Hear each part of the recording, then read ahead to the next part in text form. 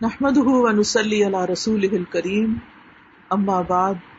فاعوذ بالله من الشيطان الرجيم بسم الله الرحمن الرحيم رب اشرح لي صدري ويسر لي امري واحلل عقدة من لساني يفقهوا قولي۔ آج انشاءاللہ میں ذوالقعدہ کے مہینے کے بارے میں بات کروں گی۔ ہم سب جانتے ہیں کہ اسلامی کیلنڈر جو ہے وہ محرم سے شروع ہوتا ہے اور ذوالحج پہ ختم ہوتا ہے۔ ہم اس میں محرم کو بھی بڑی اہمیت دیتے ہیں، سفر کے بارے میں بھی کچھ چیزیں مشہور ہیں، پھر رجب کا مہینہ، شعبان، رمضان، شوال، ذوالحجہ جس میں حج ہوتا ہے۔ لیکن عام طور پر لوگ ذوالقعدہ کے مہینے کے بارے میں زیادہ نہیں جانتے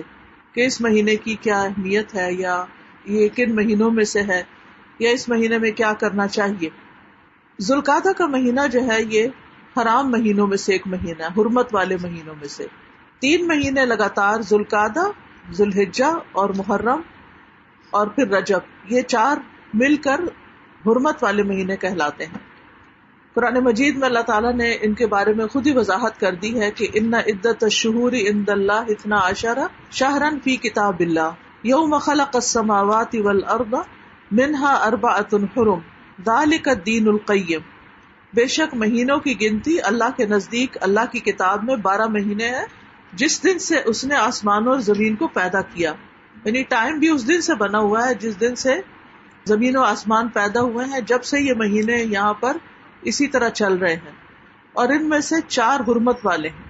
اور یہی سیدھا دین ہے۔ ابو بکر رضی اللہ عنہ سے روایت ہے کہ نبی صلی اللہ علیہ وسلم نے حج کے موقع پر خطبہ دیا، فرمایا بے شک زمانہ پلٹ کر ویسا ہی ہو گیا ہے جیسا اس دن تھا جس دن اللہ نے آسمانوں اور زمین کو پیدا کیا۔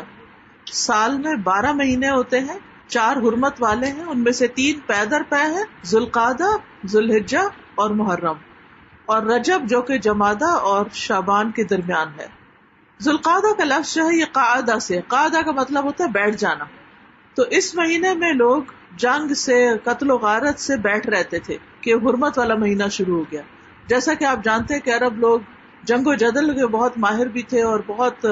ان کے اندر یہ چیزیں پائی بھی جاتی تھی، چھوٹی چھوٹی باتوں پہ لڑائیاں شروع ہوتی اور سال ہر سال آپس میں، اور بعض اوقات نسل در نسل وہ لڑائیاں چلتی رہتی تھی۔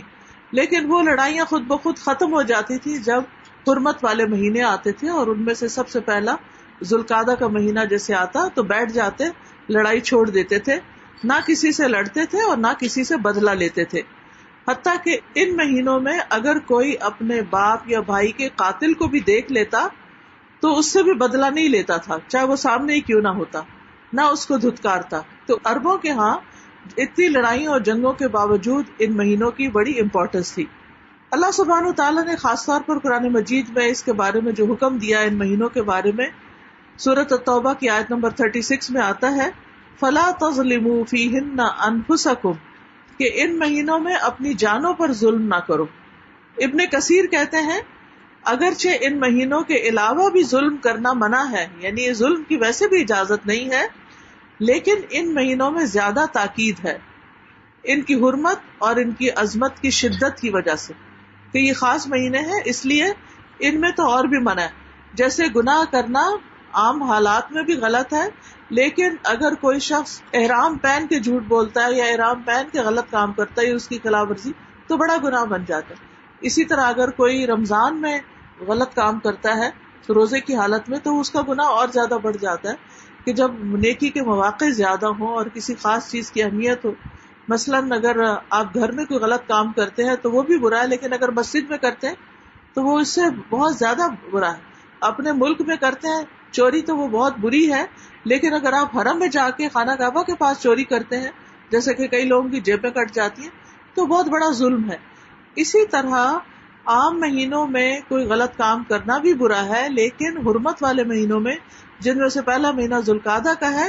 اس میں کوئی غلط کام کرنا یا گناہ کا کام کرنا جو ہے، اور خصوصاً دوسروں پر یا اپنی جان پہ ظلم کرنا اور بھی زیادہ برا ہے۔ تو حرمت والے مہینوں میں جو ظلم کی قسمیں ہیں وہ 2 طرح کی ہیں۔ اللہ تعالیٰ نے جو فرمایا کہ اپنے آپ پہ ظلم نہ کرو، تو کس طرح؟ اس میں یہ ہے کہ نمبر 1 فرائض کو ترک کرنے سے، فرائض چھوڑنا، اپنی جان پر ظلم کرنا ہے، جیسے نماز چھوڑ دینا یا دیگر واجبات جو ہمارے ذمہ ہیں ان کو ترک کر دینا۔ اور دوسرے حرام کاموں کا ارتکاب کر کے. تو یہ دو چیزیں کرنے سے رکنا چاہیے، ایک نماز وغیرہ یعنی فرائض کو چھوڑنا، اور دوسرا حرام کاموں کا ارتکاب. حرام کاموں کے ارتکاب میں جیسے والدین کی نافرمانی ہے، قطع رحمی ہے، رشتہ داروں سے کاٹنا، لڑائی جھگڑا، کسی کا حق مار جانا، کسی کا مال چھین لینا، کسی کی عزت کے اوپر حملہ آور ہونا، یعنی یہ جتنی بھی ایسی چیزیں ہیں جن کو اللہ نے حرام کیا ہے ان کا ارتکاب اور بھی زیادہ برا ہے. اسی طرح ذوالقعدہ جو ہے یہ حج کے مہینوں میں سے ایک مہینہ ہے، جیسے کہ قرآن مجید میں آتا ہے الحج اشہر معلومات، حج کے مہینے معلوم ہیں، یعنی سب کو معلوم ہے. اس کا مطلب یہ ہے کہ جن مہینوں میں احرام پہن کر بیت اللہ کا سفر کیا جاتا ہے، عمرہ کیا جاتا ہے، اور پھر ذوالحج شروع ہوتا ہے تو مخصوص دنوں میں حج کیا جاتا ہے.